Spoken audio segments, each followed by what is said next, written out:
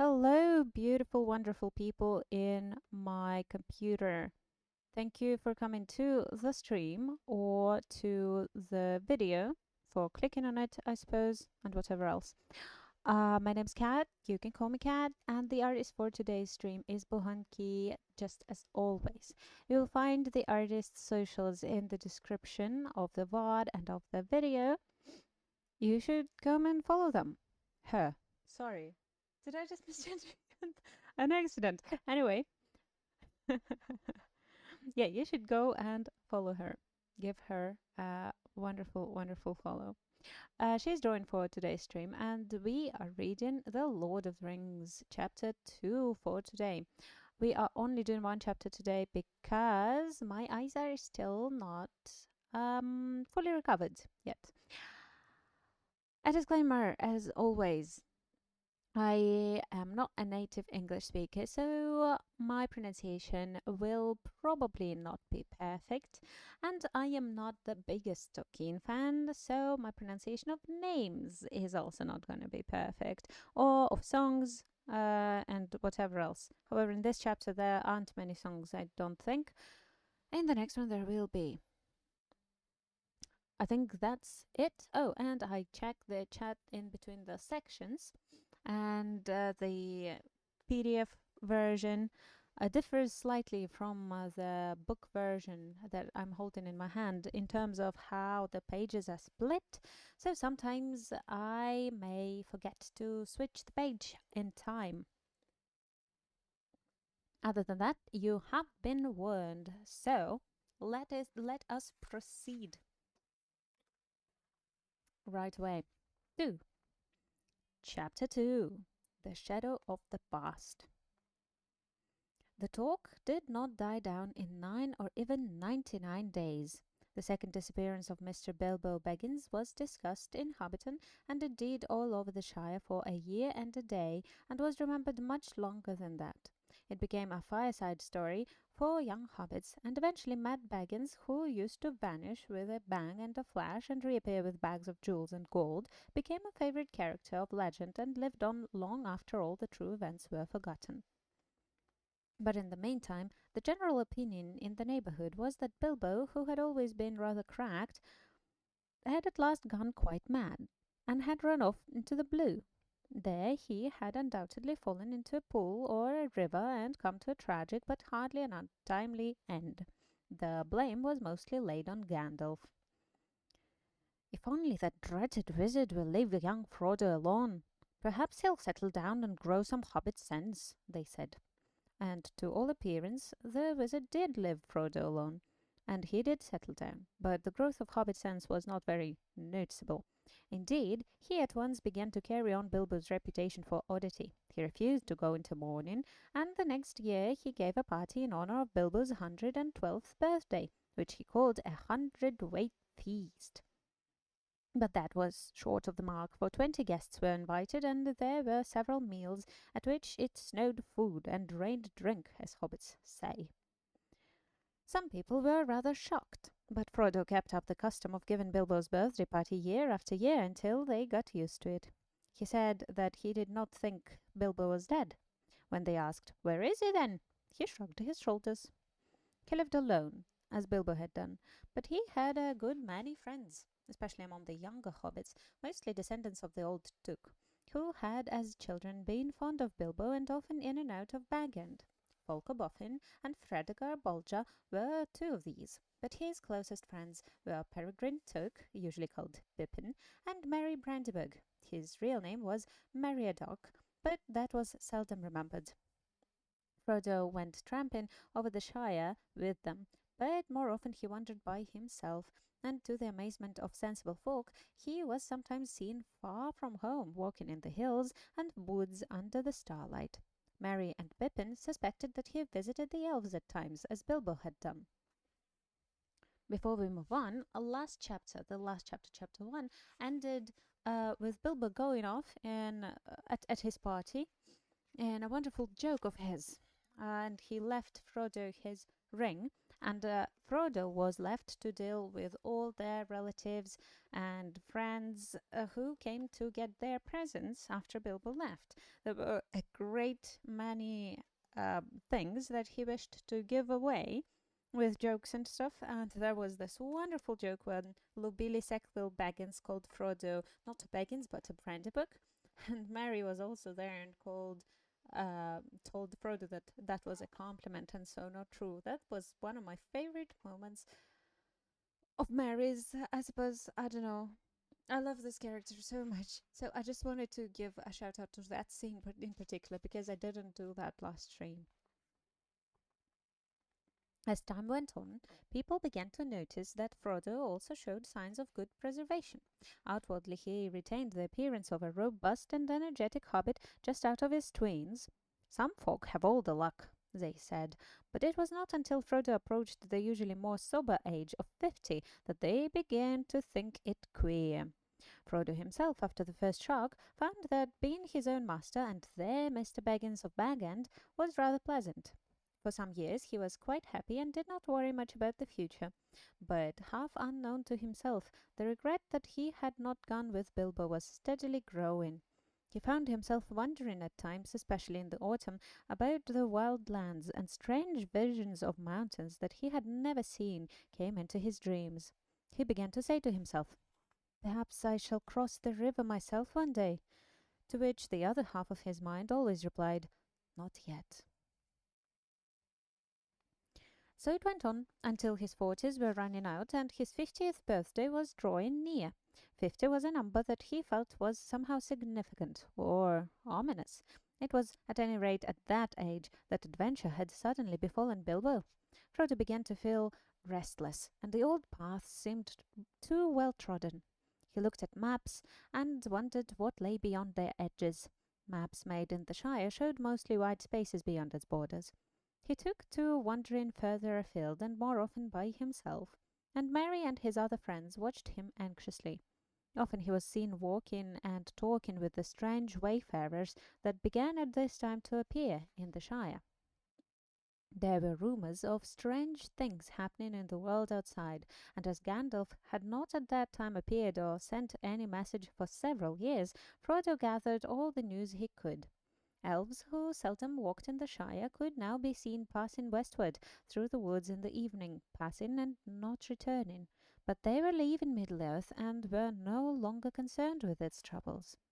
There were, however, dwarves on the road in unusual numbers. The ancient east-west road ran through the Shire to its end at the Grey Havens, and dwarves had always used it on their way to their mines in the Blue Mountains. They were the hobbits' chief source of news from distant parts, if they wanted any. As a rule, dwarves said little and hobbits asked no more.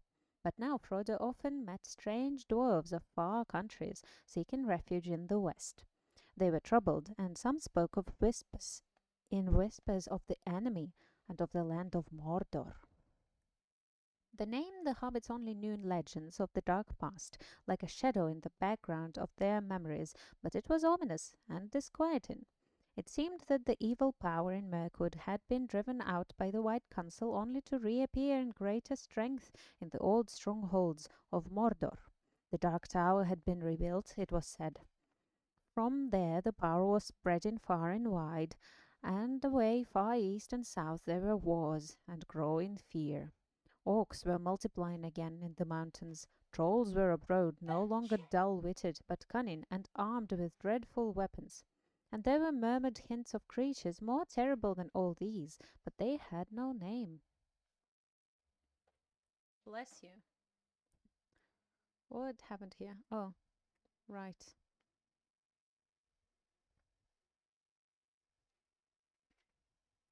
Little of all this, of course, reached the ears of ordinary hobbits.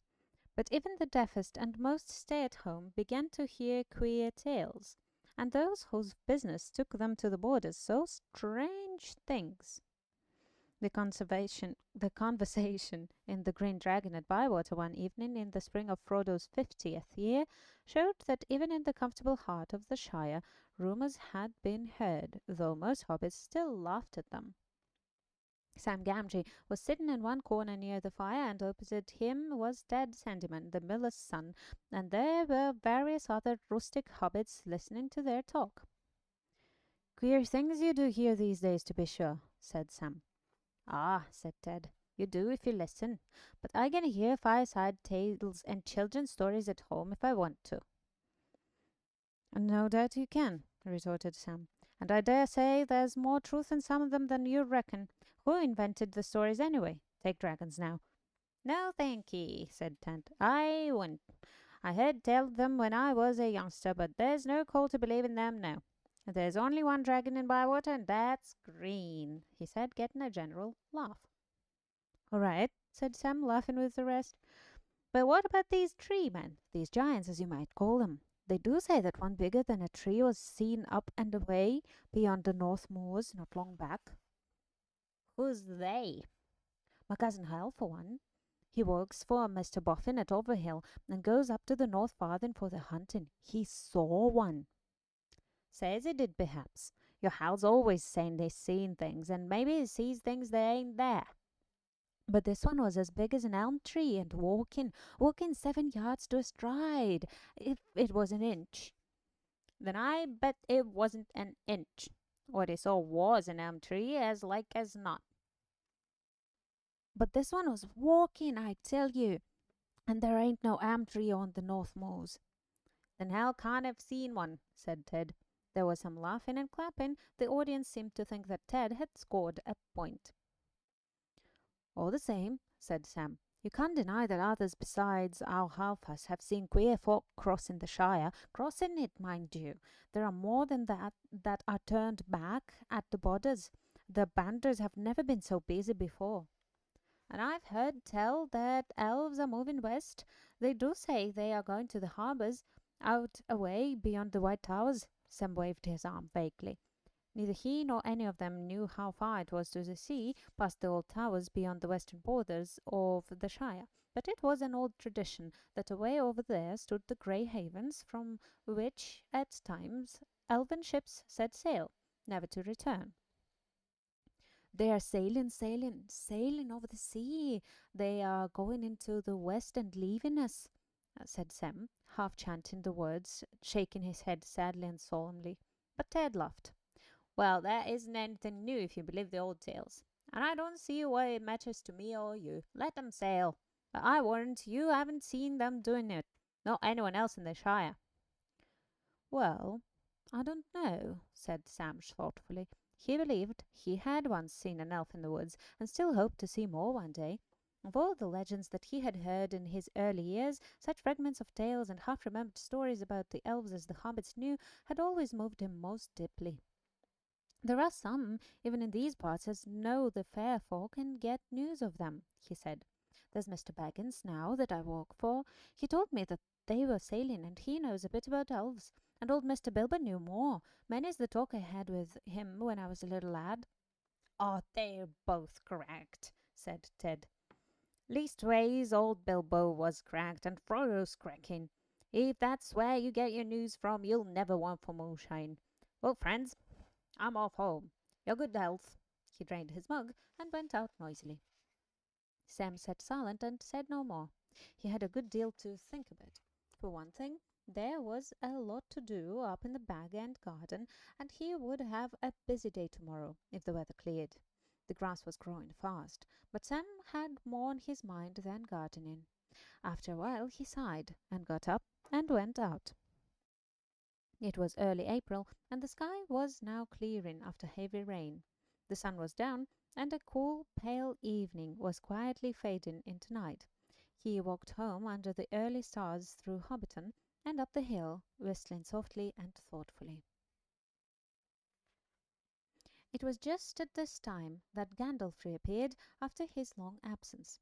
For 3 years after the party he had been away. Then he paid Frodo a brief visit, and after taking a good look at him, he went off again. During the next year or two he had turned up fairly often, coming unexpectedly after dusk and going off without warning before sunrise. He would not discuss his own business and journeys, and seemed chiefly interested in small news about Frodo's health and doings. Then suddenly his visit had ceased. It was over 9 years since Frodo had seen or heard of him, and he had begun to think that the wizard would never return and had given up all interest in hobbits. But that evening, as Sam was walking home and twilight was fading, there came the once familiar tap on the study window. Frodo welcomed his old friend with surprise and great delight. They looked hard at one another. "All well, eh?" said Gandalf. "You look the same as ever, Frodo." "So do you," Frodo replied, but secretly he thought that Gandalf looked older and more careworn. He pressed him for news of himself and of the wide world, and soon they were deep in talk, and they stayed up far into the night.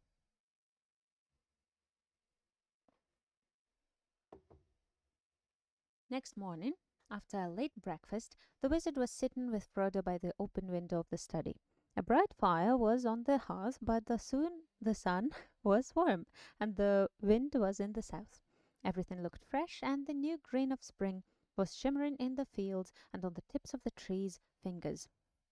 Gandalf was thinking of a spring nearly 80 years before, when Bilbo had run out of bag and without a handkerchief.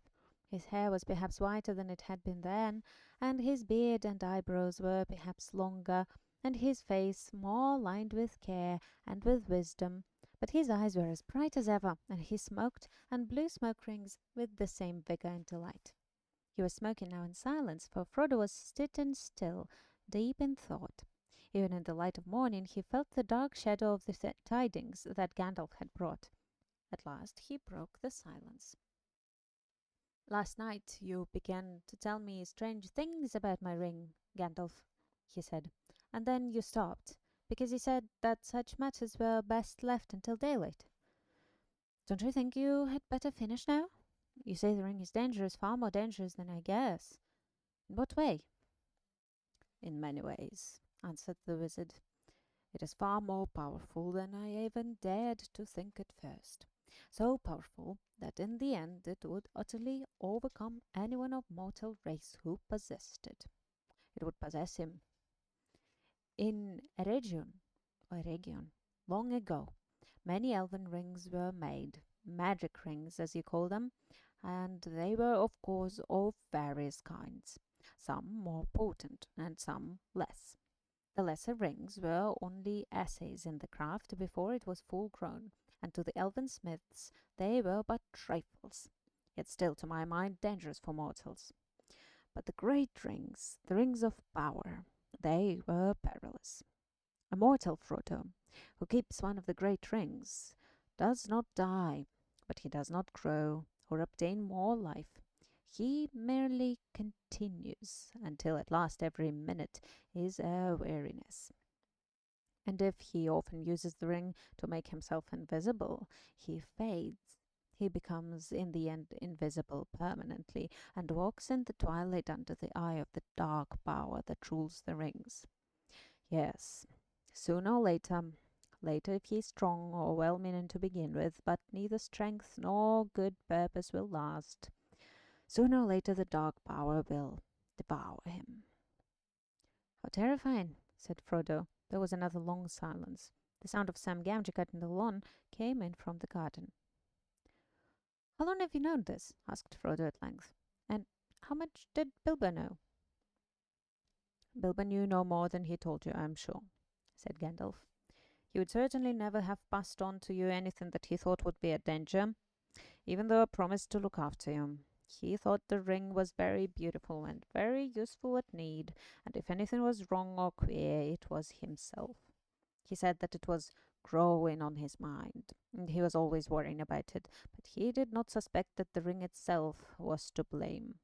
Though he had found out that the thing needed looking after, it did not seem always of the same size or weight. It shrank or expanded in an odd way, and might suddenly slip off a finger where it had been tied." "Yes, he warned me of that in his last letter," said Frodo, "so I have always kept it on its chain." "Very wise," said Gandalf. "But as for his long life, Bilbo never connected it with the ring at all. He took all the credit for that to himself, and he was very proud of it. Though he was getting restless and uneasy, thin and stretched, he said, a sign that the ring was getting control." "How long have you known all this?" asked Frodo again. Known, said Gandalf. I have known much that only the wise know, Frodo. But if you mean know about this ring, well, I still do not know, one might say. There is a last test to make, but I no longer doubt my guess. When did I first begin to guess? He mused, searching back in memory. Let me see. It was in the year that the White Council drove the Dark Power from Mirkwood, just before the Battle of Five Armies, that Bilbo found his ring. A shadow fell on my heart then, though I did not know yet what I feared. I wondered often how Gollum came by a great ring as plainly as it was. That at least was clear from the first.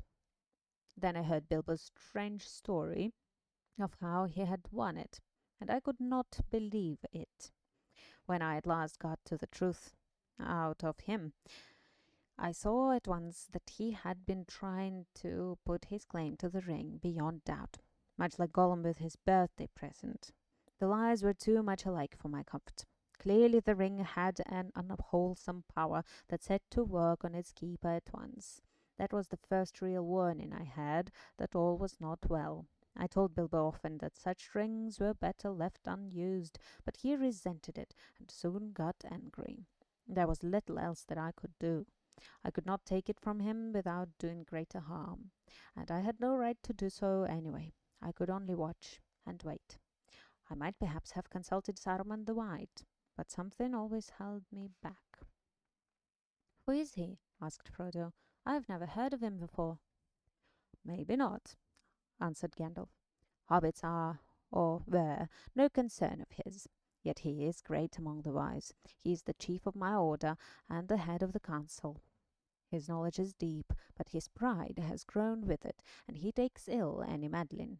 The lore of the elven rings, great and small, is his province. He has long studied it, seeking the lost secrets of their making, but when the rings were debated in the council, all that he would reveal to us of his ring lore told against my fears. So my doubts slept, but uneasily. Still I watched, and I waited. And all seemed well with Bilbo, and the years passed. Yes, they passed, and they seemed not to touch him.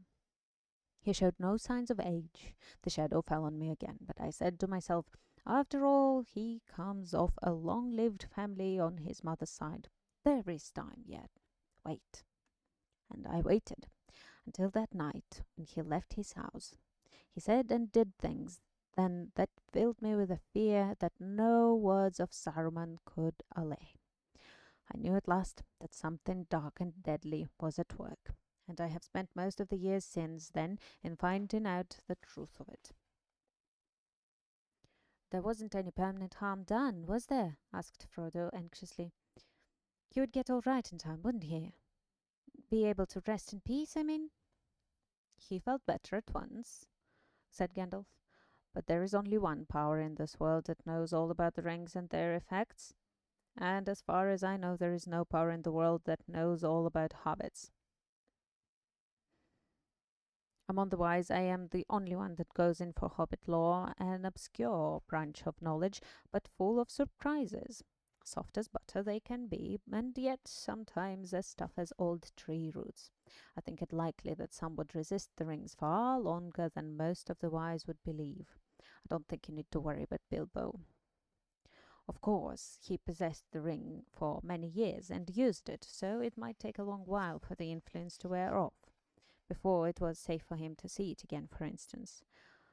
Otherwise, he might live on for years quite happily, just stop as he was when he parted with it. For he gave it up in the end of his own accord, an important point. No, I was not troubled about dear Bilbo any more once he had let the thing go. It is for you that I feel responsible. Ever since Bilbo left, I have been deeply concerned about you, and all about this charming, absurd, helpless hobbits. It would be a grievous blow to the world if the dark power overcame the Shire. If all your kind, jolly, stupid Bolgers, Hornblowers, Boffins, Brace Girdles, and the rest, not to mention the ridiculous Bagginses, became enslaved. Frodo shuddered. But why should we be? He asked. And why should we want such slaves? To tell you the truth, replied Gandalf, I believe that hitherto, mark you, he has entirely overlooked the existence of hobbits. You should be thankful, but your safety has passed. He does not need you. He has many more useful servants, but he won't forget you again. And hobbits as miserable slaves would please him far more than hobbits happy and free. There is such a thing as malice and revenge. Revenge? Said Frodo. Revenge for what? I still don't understand what all this has to do with Bilbo and myself and our ring. It has everything to do with it, said Gandalf. You do not know the real peril yet, but you shall. I was not sure of it myself when I was last here, but the time has come to speak. Give me the ring for a moment. Frodo took it from his breeches pocket, where it was clasped to a chain that hung from his belt. He unfastened it and handed it slowly to the wizard. It felt suddenly very heavy, as if either it or Frodo himself was in some way reluctant for Gandalf to touch it. Gandalf held it up. It looked to be made of pure and solid gold. Can you see any markings on it? He asked. No, said Frodo. There are none. It is quite plain, and it never shows a scratch or sign of wear. Well, then look. To Frodo's astonishment and distress, the wizard threw it suddenly into the middle of a glowing corner of the fire. Frodo gave a cry and groped for the tongs, but Gandalf held him back. Wait, he said in a commanding voice, giving Frodo a quick look from under his bristling brows. No apparent change came over the ring. After a while, Gandalf got up, closed the shutters outside the window, and drew the curtains. The room became dark and silent, though the clack of Sam's shears, now nearer to the windows, could still be heard faintly from the garden. For a moment the wizard stood, looking at the fire. Then he stooped and removed the ring to the hearth with the tongs, and at once picked it up. Frodo gasped. It is quite cool, said Gandalf. Take it. Frodo received it on his shrinking palm. It seemed to have become thicker and heavier than ever. Hold it up, said Gandalf, and look closely. As Frodo did so, he now saw fine lines, finer than the finest pen strokes, running along the ring, outside and inside, lines of fire that seemed to form the letters of a flowing script. They shone piercingly bright and yet remote, as if out of a great depth.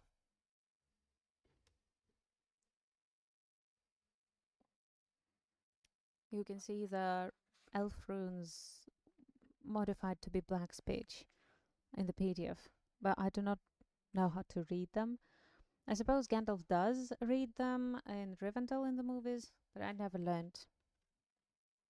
I cannot read the fire letters, said Frodo in a quavering voice. No, said Gandalf, but I can. The letters are elvish, of an ancient mode, but the language is that of Mordor, which I will not utter here. But this is the common tongue, is what is said, close enough. One ring to rule them all, one ring to find them, one ring to bring them all, and in the darkness bind them. It is only 2 lines of a verse long known in elven lore. 3 rings for the elven kings under the sky, 7 for the dwarf lords in their halls of stone, 9 for mortal men doomed to die, 1 for the Dark Lord on his dark throne in the land of Mordor where the shadows lie. 1 ring to rule them all, 1 ring to find them, 1 ring to bring them all, and in the darkness bind them in the land of Mordor where the shadows lie. He paused, and then said slowly in a deep voice, This is the Master Ring, the 1 ring to rule them all. This is the 1 ring that he lost many ages ago, to the great weakening of his power. He greatly desires it, but he must not get it. Frodo sat silent and motionless. Fear seemed to stretch out a vast hand like a dark cloud rising in the east and looming up to engulf him. This ring, he stammered. How on earth did it come to me? Ah, said Gandalf, that is a very long story. The beginnings lie back in the Black Years, which only the lore masters now remember. If I were to tell you all that tale, we should still be sitting here when spring had passed into winter. But last night I told you of Sauron the Great, the Dark Lord. The rumors that you have heard are true. He has indeed arisen again, and left his hold in Mirkwood, and returned to his ancient fastness in the Dark Tower of Mordor. That name even you hobbits have heard of, like a shadow on the borders of old stories. Always after a defeat and a respite, the shadow takes another shape and grows again. I wish it need not have happened in my time, said Frodo. So do I, said Gandalf, and so do all who live to see such times. But that is not for them to decide. All we have to decide is what to do with the time that is given us. And already, Frodo, our time is beginning to look black. The enemy is fast becoming very strong. His plans are far from ripe, I think, but they are ripening. We shall be hard put to it. We should be very hard put to it, even if it were not for this dreadful chance. The enemy still lacks one thing to give him strength and knowledge to beat down all resistance, break the last defenses, and cover all the lands in a second darkness. He lacks the one ring. The three fairest of all the elf lords hid from him, and his hand never touched them or sullied them. 7 the dwarf kings possessed, but 3 he has recovered, and the others the dragons have consumed. 9 he gave to mortal men, proud and great, and so ensnared them. Long ago they fell under the dominion of the One, and they became ring-wraiths, shadows under his great shadow, his most terrible servants. Long ago. It is many a year since the 9 walked abroad, yet who knows? As the shadow grows once more, they too may walk again. But come, we will not speak of such things even in the morning of the Shire. So it is now. The 9 he has gathered to himself, the 7 also, or else they are destroyed. The 3 are hidden still. But that no longer troubles him. He only needs the one, for he made that ring himself. It is his, and he let a great part of his own former power pass into it, so that he could rule all the others. If he recovers it, then he will command them all again, wherever they be, even the 3, and all that has been wrought with them will be laid bare, and he will be stronger than ever. And this is the dreadful chance, Frodo. He believed that the one had perished, that the elves had destroyed it as should have been done. But he knows now that it has not perished, that it has been found. So he is seeking it, and all his thought is bent on it. It is his great hope and our great fear. Why wasn't it destroyed? Cried Frodo. And how did the enemy even come to lose it if he was so strong and it was so precious to him? He clutched the ring in his hand, as if he saw already dark fingers stretching out to seize it. It was taken from him, said Gandalf. The strength of the elves to resist him was greater long ago, and not all men were estranged from them. The men of Westerness came to their aid. That is a chapter of ancient history which it might be good to recall, for there was sorrow then too, and gathering dark, but great valour, and great deeds that were not wholly vain. One day perhaps I will tell you all the tale, or you shall hear it told in full by one who knows it best. But for the moment, since most of all you need to know how this thing came to you, and that will be tale enough, this is all that I will say.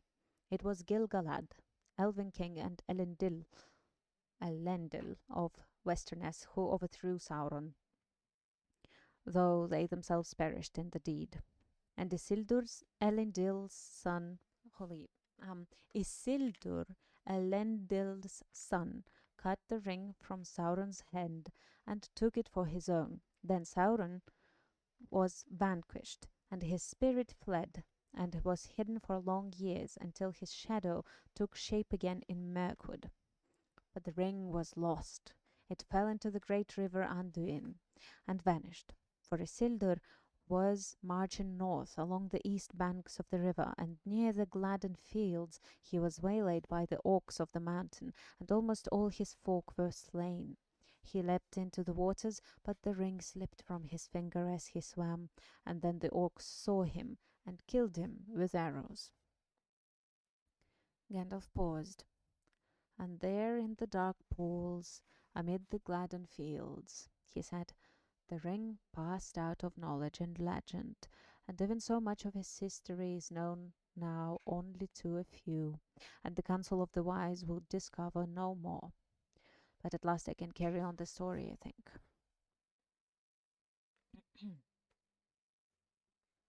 Doing Gandalf's voice is incredibly hard for me because it is so long. I'm trying to keep it low, but my throat hurts. Long after, but still very long ago, there there lived by the banks of the great river on the edge of Wilderland a clever-handed and quiet-footed little people. I guess they were of hobbit kind, akin to the fathers of the stores, for they loved the river and often swam in it, or made little boats of reeds. There was among them a family of high repute, for it was large and wealthier than most, and it was ruled by a grandmother of the folk, stern and wise in old law, such as they had. The most inquisitive and curious-minded of that family was called Smeagol. He was interested in roots and beginnings. He dived into deep pools. He burrowed under trees and growing plants. He tunneled into green mounds, and he ceased to look up at the hilltops or the leaves on trees or the flowers opening on the air. His head and his eyes were downwards. He had a friend called Deagol, of similar sort, sharper-eyed but not so quick and strong. On a time they took a boat and went down to the Gladden fields, where there were great beds of iris and flowering reeds. There Smeagol got out and went nosing about the banks, but Deagol sat in the boat and fished. Suddenly a great fish took his hook, and before he knew where he was dragged out and down into the water to the bottom. Then he let go of his line, for he thought he saw something shining in the river bed, and holding his breath, he grabbed at it. Then up he came spluttering with weeds in his hair and a head full of mud, and he swam to the bank. And behold, when he washed the mud away, there in his hand lay a beautiful golden ring, and it shone and glittered in the sun, so that his heart was glad. But Smeagol had been watching him from behind a tree, and as Deagol gloated over the ring, Smeagol came softly up behind. "Give us that, Deagol, my love," said Smeagol over his friend's shoulder. "Why?" said Deagol. "Because it's my birthday, my love, and I wants it," said Smeagol. "I don't care," said Deagol. "I have given you a present already, more than I could afford. I found this, and I'm going to keep it." "Oh, are you indeed, my love?" said Smeagol, and he caught Deagol by the throat and strangled him, because the gold looked so bright and beautiful. Then he put the ring on his finger. No one ever found out what had become of Deagol. He was murdered far from home, and his body was cunningly hidden. But Smeagol returned alone, and he found that none of his family could see him when he was wearing the ring. He was very pleased with his discovery, and he concealed it, and he used it to find out secrets, and he put his knowledge to crooked and malicious uses. He became sharp-eyed and keen-eared for all that was hurtful. The ring had given him power according to his stature. It is not to be wondered at that he became very unpopular, and was shunned when visible by all his relations. They kicked him, and he bit their feet. He took to thieving, and going about muttering to himself, and gurgling in his throat. So they called him Gollum, and cursed him, and told him to go far away. And his grandmother, desiring peace, expelled him from the family, and turned him out of her hall. He wandered in loneliness, weeping a little for the hardness of the world, and he journeyed up the river till he came to a stream that flowed down from the mountains, and he went that way. He caught fish in deep pools with invisible fingers, and ate them raw. One day it was very hot, and he was bending over a pool. He felt a burning on the back of his head, and a dazzling light from the water pained his wet eyes. He wondered at it, for he had almost forgotten about the sun. Then, for the last time, he looked up and shook his fist at her. But as he lowered his eyes, he saw far ahead the tops of the misty mountains out of which the stream came, and he thought suddenly, it would be cool and shady under those mountains. The sun could not watch me there. The roots of those mountains must be roots indeed. There must be great secrets buried there, which have not been discovered since the beginning. So he journeyed by night up into the highlands, and he found a little cave out of which the dark stream ran, and he wormed his way like a maggot into the heart of the hills, and vanished out of all knowledge. The ring went into the shadows with him, and even the Maker, when his power had begun to grow again, could learn nothing of it. Well, wasn't that a story?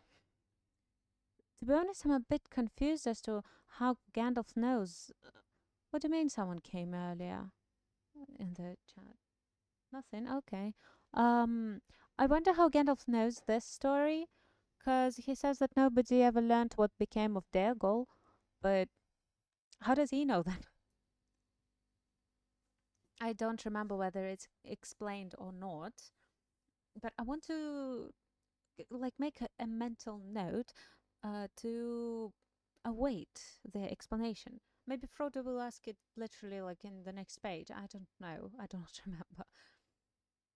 Still, it well, it's really strange how Smeagol calls Dergol his love. Like what? What's their relationship? I wonder. I think I saw some speculation on the nature of their relationship, but I don't remember much. I accidentally sent a message. That's fine. It happens. My throat is rested a little bit, so let's continue. Gollum, cried Frodo. Gollum, do you mean that this is the very Gollum creature that Bilbo met? How loathsome! I think it is a sad story, said the wizard, and it might have happened to others, even to some hobbits that I have known. I can't believe that Gollum was connected with hobbits, however distantly, said Frodo with some heat. What an abominable notion! It is true all the same, replied Gandalf. About their origins, at any rate, I know more than hobbits do themselves, and even Bilbo's story suggests a kinship. There was a great deal in the background of their minds and memories that was very similar. They understood one another remarkably well, very much better than a hobbit would understand, say, a dwarf, or an orc, or even an elf. Think of the riddles they both knew, for one thing. Yes, said Frodo, though other folks beside hobbits ask riddles, and of much the same sort. And hobbits don't cheat. Gollum meant to cheat all the time. He was just trying to put poor Bilbo off his guard, and I dare say it amused his wickedness to start a game which might end in providing him with an easy victim, but if he lost, would not hurt him. Only too true, I fear, said Gandalf. But there was something else in it, I think, which you don't see yet. Even Gollum was not wholly ruined. He had proved tougher than even one of the wise would have guessed, as a hobbit might. There was a little corner of his mind that was still his own, and light came through it as through a chink in the dark. Light out of the past. It was actually pleasant, I think, to hear a kindly voice again, bringing up memories of wind and trees and sun on the grass and such forgotten things. But that, of course, would only make the evil part of him angry in the end, unless it could be conquered, unless it could be cured. Gandalf sighed. Alas, there is little hope of that for him. Yet not no hope. No, not though he possessed the ring for so long, almost as far back as he can remember. For it was long since he had worn it much. In the black darkness it was seldom needed. Certainly he had never faded. He is thin and tough still. But the thing was eating up his mind, of course, and the torment had become almost unbearable. All the great secrets under the mountains had turned out to be just empty night. There was nothing more to find out, nothing worth doing, only nasty furtive eating and resentful remembering. He was altogether wretched. He hated the dark, and he hated light more. He hated everything, and the ring most of all. What do you mean? Said Frodo. Surely the ring was his precious and the only thing he cared for. But if he hated it, why didn't he get rid of it or go away and leave it? You ought to begin to understand Frodo after all you have heard, said Gandalf. He hated it and loved it, as he hated and loved himself. He could not get rid of it. He had no will left in the matter. A ring of power looks after itself, Frodo. It may slip off treacherously, but its keeper never abandons it. At most, he plays with the idea of handing it on to someone else's care, and that only at an early stage when it first begins to grip. But as far as I know, Bilbo alone in history has ever gone beyond playing and really done it.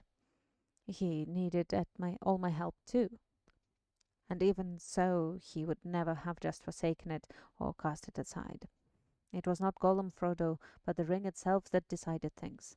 The ring left him. What, just in time to meet Bilbo, said Frodo. Wouldn't an orc have suited it better? It is no laughing matter, said Gandalf. Not for you. It was the strangest event in the whole history of the ring so far. Bilbo's arrival just at that time and putting his hand on it blindly in the dark. There was more than one power at work, Frodo. The ring was trying to get back to its master. It had slipped from Isildur's hand and betrayed him. Then when a chance came, it caught poor Déagol, and he was murdered, and after that Gollum, and it had devoured him. It could make no further use of him. He was too small and mean. And as long as it stayed with him, he would never leave his deep pool again. So now, when its master was awake once more and sending out his dark thought from Mirkwood, it abandoned Gollum, only to be picked up by the most unlikely person imaginable. Bilbo from the Shire. Behind that, there was something else at work beyond any design of the ringmaker. I can put it no plainer than by saying that Bilbo was meant to find the ring, and not by its maker, in which case you also were meant to have it, and that may be an encouraging thought. It is not, said Frodo, though I am not sure that I understand you. But how have you learned all this about the ring and about Gollum? Do you really know it all, or are you just guessing still? Gandalf looked at Frodo, and his eyes glinted. I knew much, and I have learned much, he answered, but I am not going to give an account of all my doings to you. The history of Elendil and the Isildur and the One Ring is known to all the wise. Your ring is shown to be that one ring by the fire writing alone, apart from any other evidence. And when did you discover that? Asked Frodo, interrupting. Just now in this room, of course, answered the wizard sharply, but I expected to find it. I have come back from dark journeys and long search to make that final test. It is the last proof, and all is now only too clear. Making out Gollum's part and fitting it into the gap in the history required some thought. I may have started with guesses about Gollum, but I am not guessing now. I know. I have seen him. You've seen Gollum? Exclaimed Frodo in amazement. Yes, the obvious thing to do, of course, if one could. I tried long ago, but I have managed it at last. Then what happened after Bilbo escaped from him? Do you know that? Not so clearly. What I have told you is what Gollum was willing to tell, though not, of course, in the way I have reported it. Gollum is a liar, and you have to sift his words. For instance, he called the ring his birthday present, and he stuck to that. He said it came from his grandmother, who had lost lots of beautiful things of that kind. A ridiculous story. I have no doubt that Smeagol's grandmother was a matriarch, a great person in her way, but to talk of her possessing many elven rings was absurd, and as for giving them away, it was a lie, but a lie with a grain of truth. The murder of Déagol haunted Gollum, and he had made up a defence, repeating it to his precious over and over again, as he gnawed bones in the dark until he almost believed it. It was his birthday. Déagol ought to have given the ring to him. It had obviously turned up just so as to be a present. It was his birthday present, and so on and on. I endured him as long as I could, but the truth was desperately important, and in the end I had to be harsh. I put the fear of fire on him and wrung the true story out of him bit by bit, together with much snivelling and snarling. He thought he was misunderstood and ill-used, but when he had at last told me his story as far as the end of the riddle game and Bilbo's escape, he would not say any more, except in dark hints. Some other fear was on him greater than mine. He muttered that he was going to get his own back. People would see if he would stand being kicked and driven into a hole and then robbed.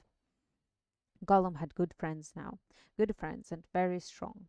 They would help him. Baggins would pay for it. That was his chief thought. He hated Bilbo and cursed his name. What is more, he knew where he came from. But how did they find that out? Asked Frodo.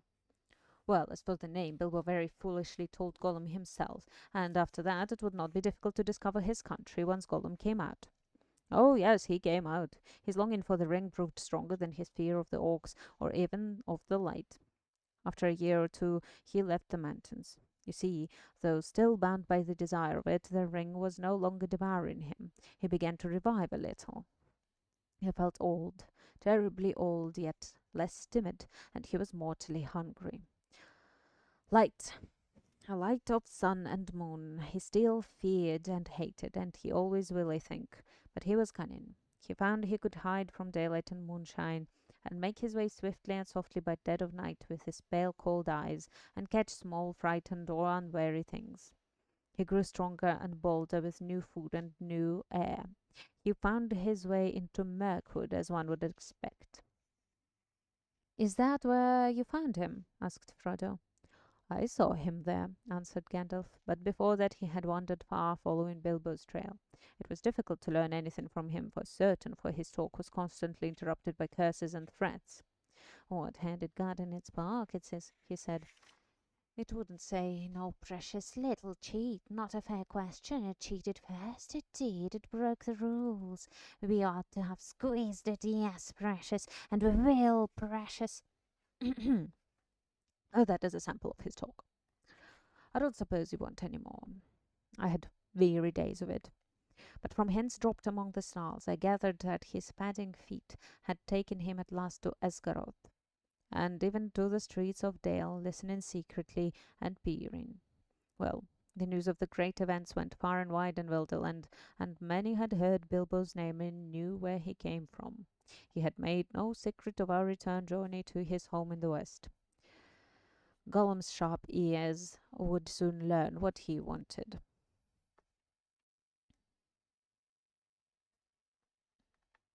"Then why didn't he track Bilbo further?" asked Frodo. "Why didn't he come to the Shire?" "Ah," said Gandalf, "now we come to it. I think Gollum tried to. He set out and came back westward as far as the great river, but then he turned aside. He was not daunted by the distance, I am sure. No, something else drew him away. So my friends think, those that hunted him for me. The wood elves tracked him first, an easy task for them, for his trail was still fresh then. Though through Mirkwood and back again it led them, though they never caught him.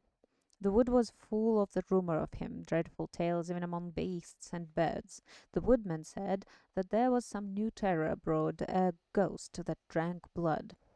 It climbed trees to find nests, it crept into holes to find the young, it slipped through the windows to find cradles. But at the western edge of Mirkwood the trail turned away. It wandered off southwards and passed out of the wood elves' ken, and was lost. And then I made a great mistake. Yes, Frodo, and not the first, though I fear it may prove the worst. I let the matter be. I let him go, for I had much else to think of at the time, and I still trusted the law of Saruman. Well, that was years ago. I have paid for it since with many dark and dangerous days. The trail was long cold when I took it up again after Bilbo left here, and my search would have been in vain but for the help that I had from a friend. Aragorn, the greatest traveller and huntsman of his age of the world, this age of the world. Together we sought for Gollum down the whole length of Wilderland without hope and without success. But at last, when I had given up the chase and turned to other paths, Gollum was found. My friend returned out of great perils, bringing the miserable creature with him. What he had been doing he would not say. He only wept and called us cruel, with many a Gollum in his throat. And when we pressed him, he whined and cringed, and rubbed his long hands, licking his fingers as if they pained him, as if he remembered some old torture. But I am afraid there is no possible doubt. He had made his slow, sneaking way, step by step, mile by mile, south, down at last to the land of Mordor. A heavy silence fell in the room. Frodo could hear his heart beating. Even outside, everything seemed still. No sound of Sam's shears could now be heard. Yes, to Mordor, said Gandalf. Alas, Mordor draws all wicked things, and the Dark Power was bending all its will to gather them there. The rings of the enemy would leave its mark to leave him open to the summons, and all folk was whispering then of the new shadow in the south and its hatred of the west. There were his fine new friends who would help him in his revenge. Wretched fool! In that land he would learn much, too much for his comfort, and sooner or later, as he lurked and pried on the borders, he would be caught and taken for examination. That was the way of it, I fear. When he was found, he had already been there long and was on his way back, on some errand of mischief. But that does not matter much now. His worst mischief was done. Yes, alas. Through him the enemy has learned that the One has been found again. He knows where Isildur fell. He knows where Gollum found his ring. He knows that it is a great ring, for it gave long life. He knows that it is not one of the three, for they have never been lost, and they endure no evil. He knows that it is not one of the 7, or the 9, for they are accounted for. He knows that it is the One. And he has at last heard, I think, of hobbits in the Shire. The Shire, he may be seeking for it now, if he has not already found out where it lies. Indeed, Frodo, I fear that he may even think that the long unnoticed name of Baggins has become important. "But this is terrible!" cried Frodo. "Far worse than the worst that I imagined from your hints and warnings. Oh, Gandalf, best of friends, what am I to do? For now I'm really afraid. What am I to do? What a pity that Bilbo did not stab that vile creature when he had the chance." Pity. It was pity that stayed his hand. Pity and mercy. Not to strike without need. And he has been well rewarded, Frodo. Be sure that he took so little hurt from the evil and escaped in the end because he began his ownership of the ring so, with pity. "I am sorry," said Frodo, "but I am frightened, and I do not feel any pity for Gollum." "You have not seen him," Gandalf broke in. "No, and I don't want to," said Frodo. "I can't understand you. Do you mean to say that you and the elves have let him live on after all those horrible deeds? Now, at any rate, he is as bad as an orc, and just an enemy. He deserves death." "Deserves it? I dare say he does. Many that live deserve death, and some that die deserve life. Can you give it to them? Then do not be too eager to deal out death in judgment, for even the very wise cannot see all ends. I have not much hope that Gollum can be cured before he dies, but there is a chance of it, and he is bound up with the fate of the ring. My heart tells me that he has some part to play yet, for good or ill, before the end, and when that comes, the pity of Bilbo may rule the fate of many, yours not least. In any case, we did not kill him. He is very old and very wretched. The Wood Elves have him in prison, but they treat him with such kindness as they can find in their wise hearts." "All the same," said Frodo, "even if Bilbo could not kill Gollum, I wish he had not kept the ring. I wish he had never found it, and that I had not got it. Why did you let me keep it? Why didn't you make me throw it away or destroy it?" "Let you? Make you?" said the wizard. "Haven't you been listening to all that I have said? You are not thinking of what you are saying. But as for throwing it away, that was obviously wrong. These rings have a way of being found. In evil hands it might have done great evil. Worst of all, it might have fallen into the hands of the enemy. Indeed, it certainly would, for this is the one, and he is exerting all his power to find it or draw it to himself. Of course, my dear Frodo, it was dangerous for you, and that has troubled me deeply. But there was so much at stake that I had to take some risk. Though even when I was far away, there has never been a day when the Shire has not been guarded with watchful eyes. As long as you never used it, I did not think that the ring would have any lasting effect on you, not for evil, not at any rate for a very long time. And you must remember that 9 years ago, when I last saw you, I still knew little for certain. But why not destroy it, as you said should have been done long ago? Cried Frodo again. If you had warned me, or even sent me a message, I would have done away with it. Would you? How would you do that? Have you ever tried? No, but I suppose one could hammer it or melt it. Try, said Gandalf. Try now. Frodo drew the ring out of his pocket again and looked at it. It now appeared plain and smooth, without mark or device that he could see. The gold looked very fair and pure, and Frodo thought how rich and beautiful was its colour, how perfect was its roundness. It was an admirable thing, and altogether precious.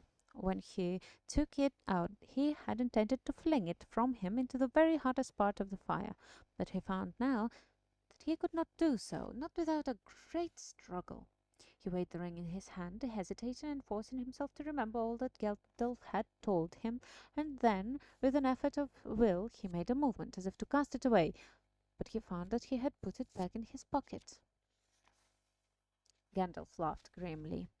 You see, already you too, Frodo, cannot easily let it go, nor will to damage it. I could not make you, except by force, which would break your mind. But as for breaking the ring, force is useless. Even if you took it and struck it with a heavy sledge-hammer, it would make no dent in it. It cannot be unmade by your hands, or by mine. Your small fire, of course, would not melt even ordinary gold. This ring has already passed through it unscathed and even unheated. But there is no smith's forge in this shire that could change it at all. Not even the anvils that furnaces of the dwarves could do that. It had been said that dragon fire could melt it and consume the rings of power, but there is not now any dragon left on earth in which the old fire is hot enough. Nor was there ever any dragon, not even Calagon the Black, who could have harmed the One Ring, the ruling ring, for that was made by Sauron himself. There is only one way, to find the cracks of doom in the depths of Orodruin, the Fire Mountain, and cast the ring in there, if you really wish to destroy it, to put it beyond the grasp of the enemy forever. I do really wish to destroy it, cried Frodo. Oh, well, to have it destroyed. I am not made for perilous quests. I wish I had never seen the ring. Why did it come to me? Why was I chosen? Such questions cannot be answered, said Gandalf. You may be sure that it was not for any merit that others do not possess, not for power of wisdom at any rate. But you have been chosen, and you must therefore use such strength and heart and wits as you have. But I have so little of any of those things. You are wise and powerful. Will you not take the ring? No, cried Gandalf, springing to his feet. With that power I should have power too great and terrible. And over me the ring would gain a power still greater and more deadly. His eyes flashed, and his face was lit by a fire within. Do not tempt me, for I do not wish to become like the Dark Lord himself. Yet the way of the ring to my heart is by pity, pity for weakness, and the desire for strength to do good. Do not tempt me. I dare not take it, not even to keep it safe unused. The wish to wield it would be too great for my strength. I shall have such need of it. Great perils lie before me. He went to the window and drew aside the curtains and the shutters. Sunlight streamed back again into the room. Sam passed along the path outside, whistling. And now, said the wizard, turning back to Frodo, the decision lies with you. But I will always help you." He laid his hand on Frodo's shoulder. "I will help you bear this burden as long as it is yours to bear. But we must do something soon. The enemy is moving."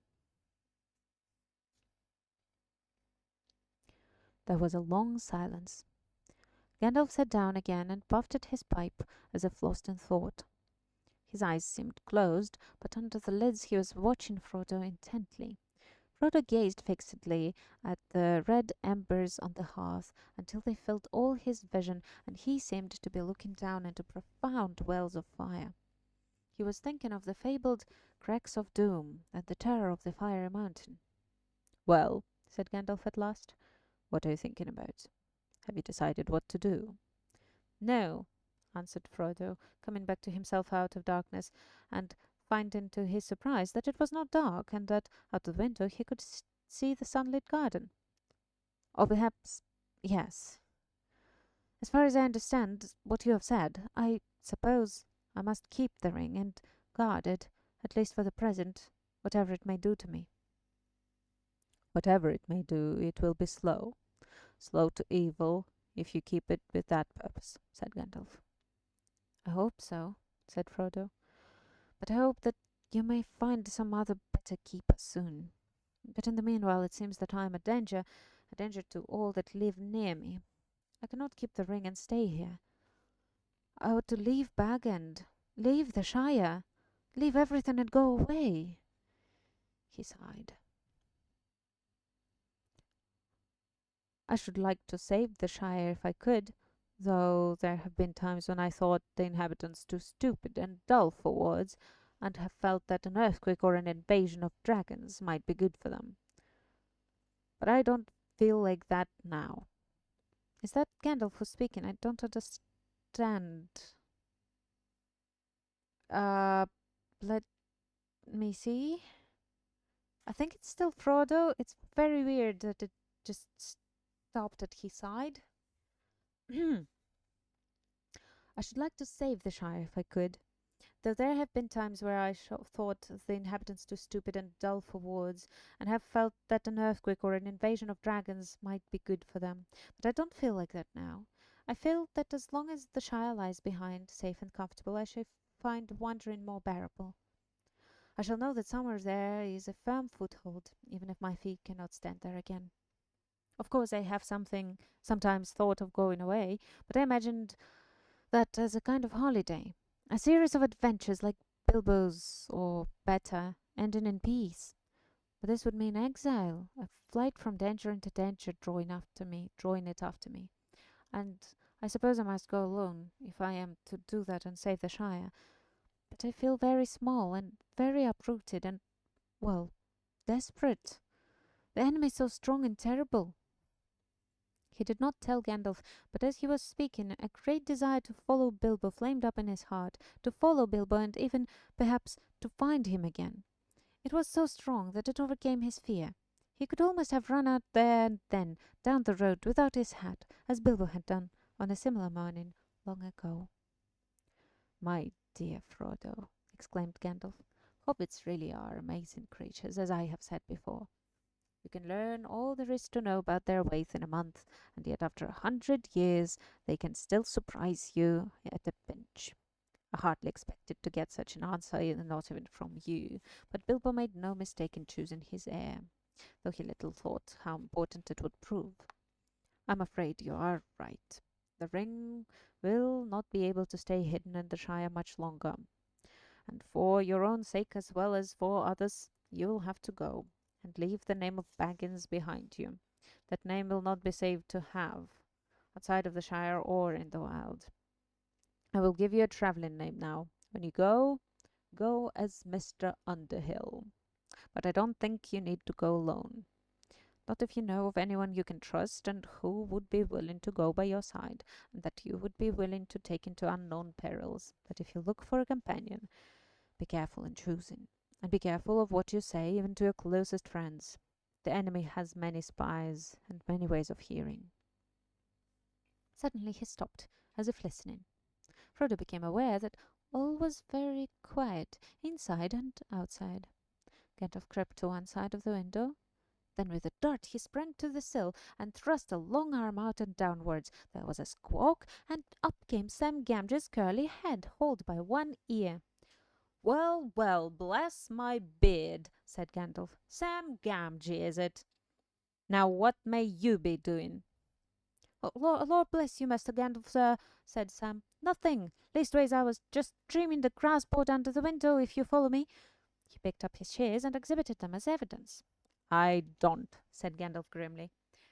"'Tis some time since I last heard the sound of your shears. How long have you been eavesdropping?" "Eavesdropping, sir? I don't follow you, begging your pardon. There ain't no eaves at Bag End, and that's a fact." "Don't be a fool. What have you heard, and why did you listen?" Gandalf's eyes flashed, and his brows stuck out like bristles.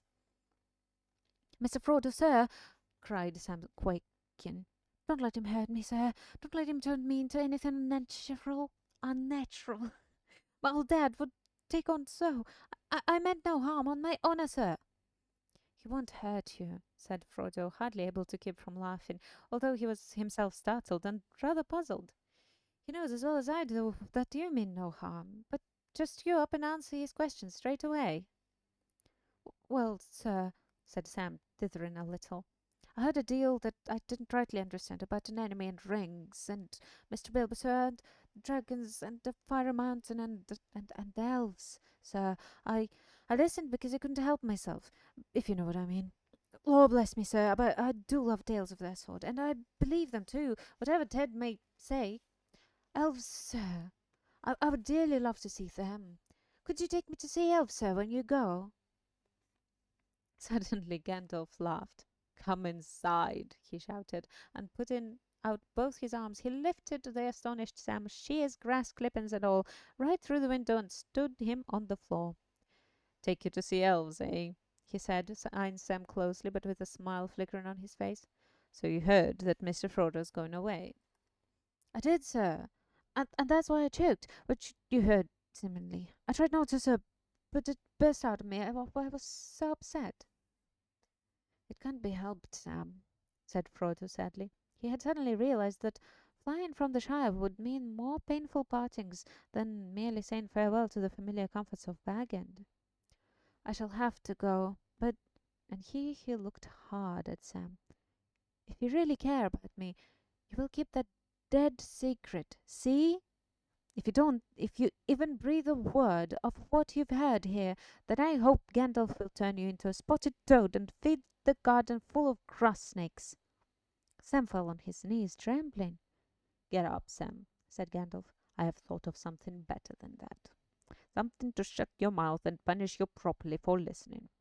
You shall go away with Mr. Frodo." "Me, sir?" cried Sam, springing up like a dog invited for a walk. "Me go and see elves and all? Hooray!" he shouted, and then burst into tears. And such is the end of chapter 2. Did you like the chapter?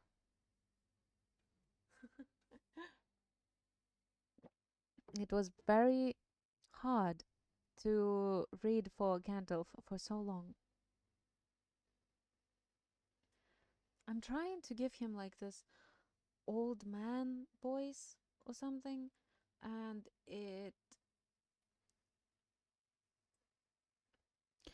makes my throat hurt mostly. It's too hard, way too hard on my vocal cords. Charts. Do I remember what it's called?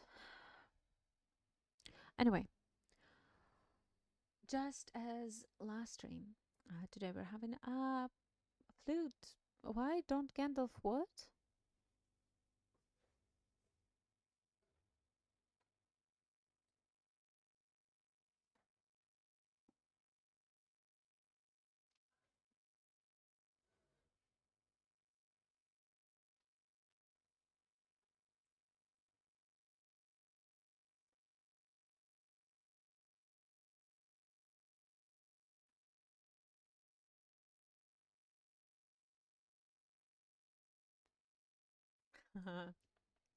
Why didn't Gandalf turn Sam into a horse?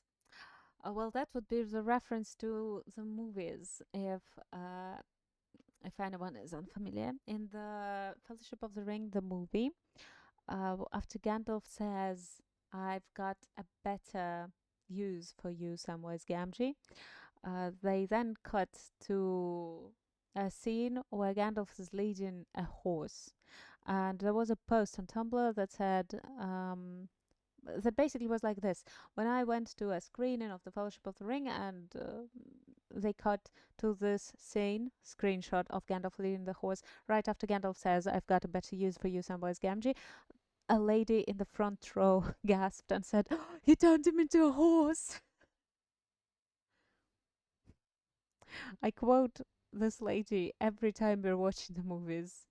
It's my favorite useless fact about the movies. It's not even a fact.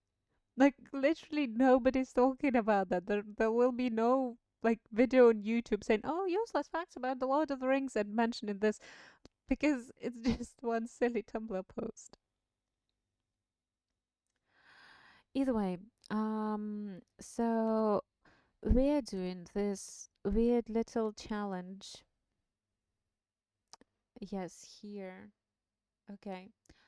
I should adjust this a little bit, like this. Yes. I'm normally go like here. Oh man. And I'm wearing a corset today, so I don't know actually if my lungs are up for that. We should turn down the noise suppression. Yes. Hello again. Forgot to say hello. So let me explain the challenge first. I've been given this flute several days ago. This is like my fifth day playing the flute. Is my microphone even capturing what I'm saying? I think it looks like it doesn't work well. Maybe this will be better. So the challenge is, I've been learning the Shire theme um, using the flute for these past few days. What? And I've been learning bits by bits. And each stream, today's the third one, I've been presenting you with what I've learned. However, I again didn't learn the Shire theme this time.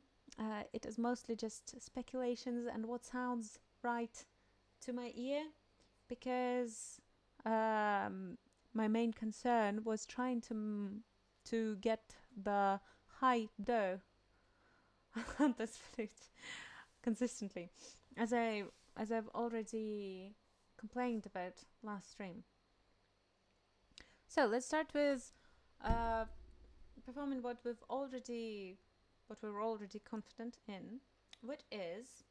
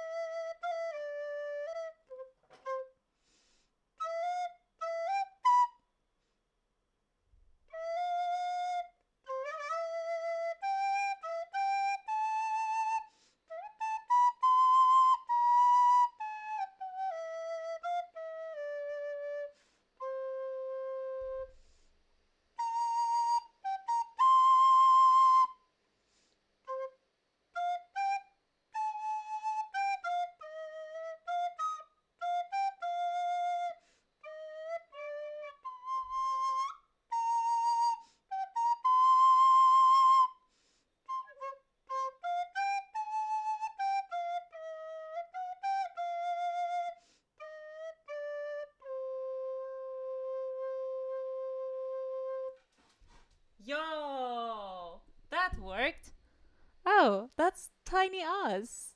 Oh, look at us. Why am I so big? Why are my arms so buffed? Yes. I am not nearly as buff, but that looks amazing. Yes, just imagine like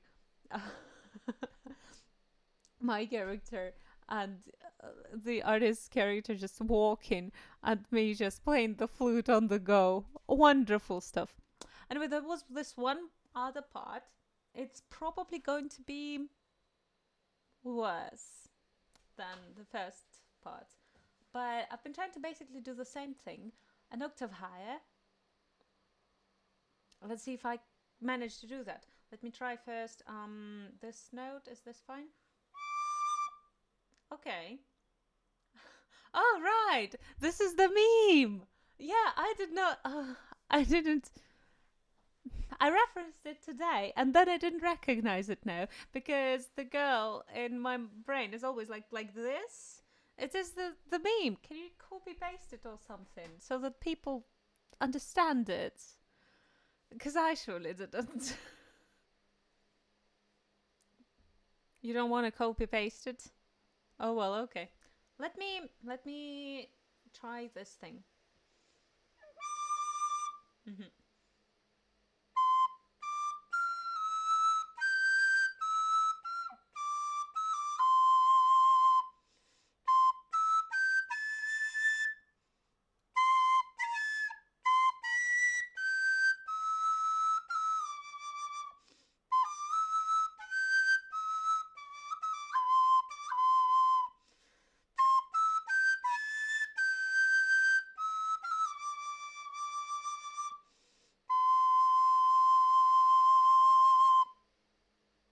Then it goes roughly the same, right? Oh no. No.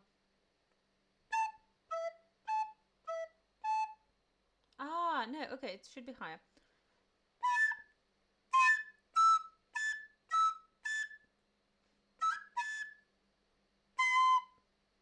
Hell.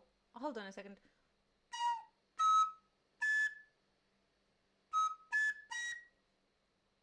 Is it do? Yeah. And Ray. Holy shit! I did not practice that today. I just kinda. Gah. Learning the notes on the flute. I literally only today learned how to do a high do because I misread the notes and was accidentally trying to do a do sharp all the time. That didn't work well. So yeah, let me try this again. Actually, I'm sorry. This is so stupid, but I will do that because I like practicing the flute. So it would be.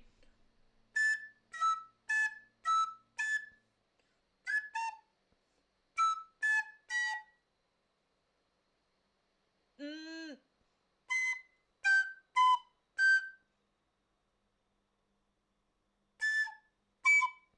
something like that. Something like that. That's so cool. Ah.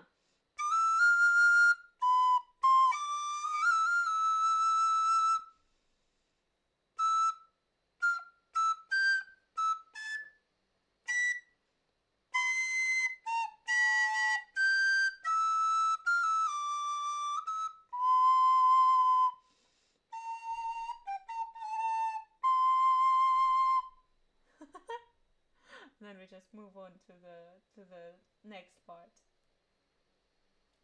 The cat seemed to like it.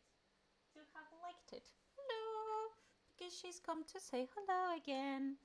Are you going to just come to the end of the streams all the time now, Zaya?